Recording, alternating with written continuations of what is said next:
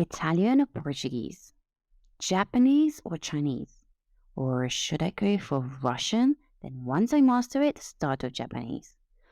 Honestly, I can't decide. It's clear you want to learn a new language. What's not so clear is which language, so how to decide. Well, I'm not a fortune teller, but by the end of this video, you should have a clear, or at least a clearer, idea of which language you should take up next.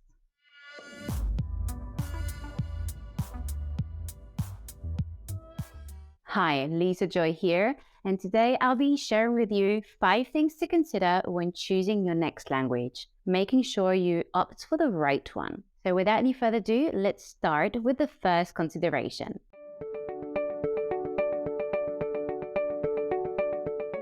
My usefulness might be different to yours. Consequently, ask yourself the following questions. Why do I want to learn this language? And once I'm able to speak it and understand it, what would I do with this language? Grab a pen and some paper and list out all the usefulness of your target language. The more reasons you can identify, the more you'll have a purpose to learn that new language. Maybe you're planning to travel somewhere and need this specific language to get by. Or maybe it's to improve that communication with someone special that has entered into your life.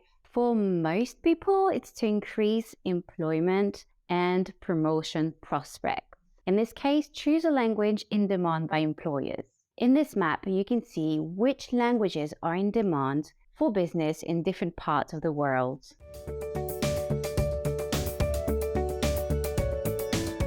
Besides analyzing the usefulness and the languages that are high in demand for business, if you're still in doubt, then I suggest you consider a language that is located close to you.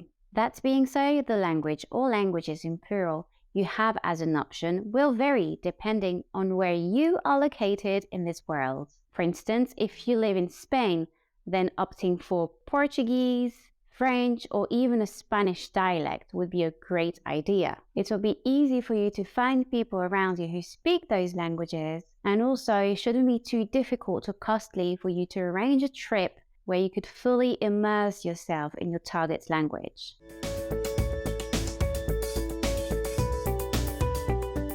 Thirdly, you want to consider the availability of materials and resources that will help you to learn your next language.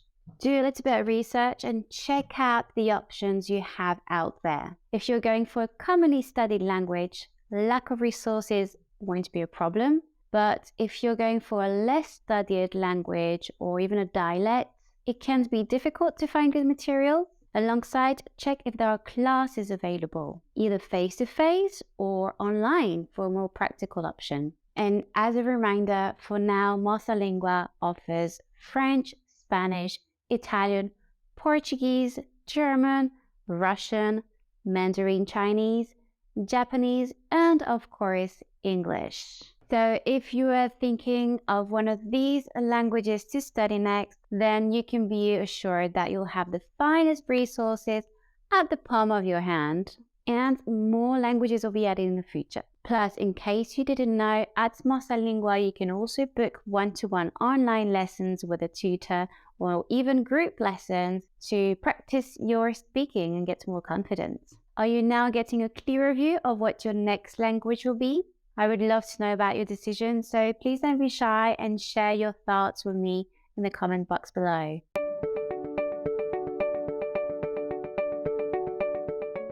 And the next point you might want to consider to take your decision is the level of difficulty. Learning a new language is not a piece of cake. Every language presents you with a set of new challenges, but generally, the more a language differs from your L1 or any other language that you speak, the more difficult it's going to be. And this leads us to the next and last consideration.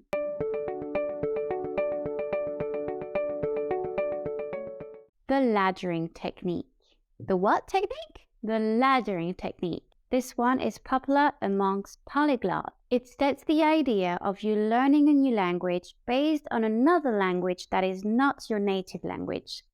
Sounds complicated? It's not really. Let's say you're a native English speaker who wants to improve your language skills. You've gotten pretty good at speaking Spanish and you consider yourself almost fluent at it. If you want to learn French next, don't go back to English as your starting point.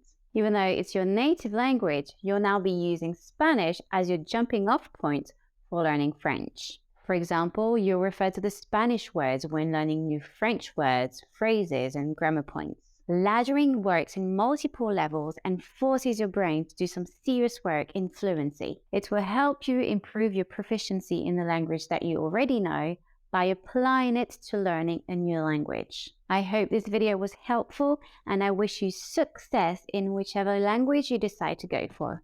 Bye. If you learned something new from this video, give it a thumbs up. Then, hit subscribe and turn on your notifications. Have a look around our channel for more hacks and tips. And if you're watching on another social media platform, like or follow our page. See you next time.